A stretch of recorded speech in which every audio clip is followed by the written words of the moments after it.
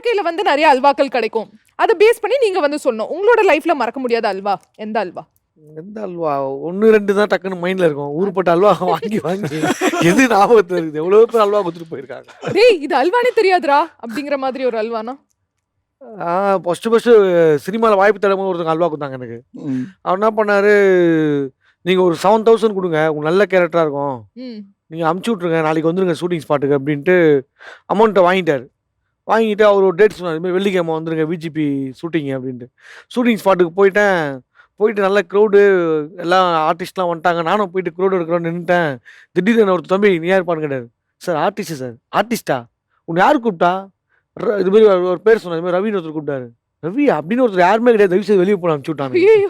அப்புறமா போயிட்டு வெளிய போயிட்டு பிசிஓல போட்டு கால் பண்ணா, அது போனே போல. ஆ. அப்ப குடுத்தாங்க பாரு ஒரு அல்வா. இன்னி வரைக்கும் இருக்குதுங்க அது பல்வா. ஸோ அந்த மாரி நெறைய பேர் ஏமாத்துவாங்க. ஸோ இந்த மாரி பிரச்சனைகள் 1000 இருந்தாலும், பிரச்சனையெல்லாம் மறக்கணும்னா படம் பாருங்க. ஆ.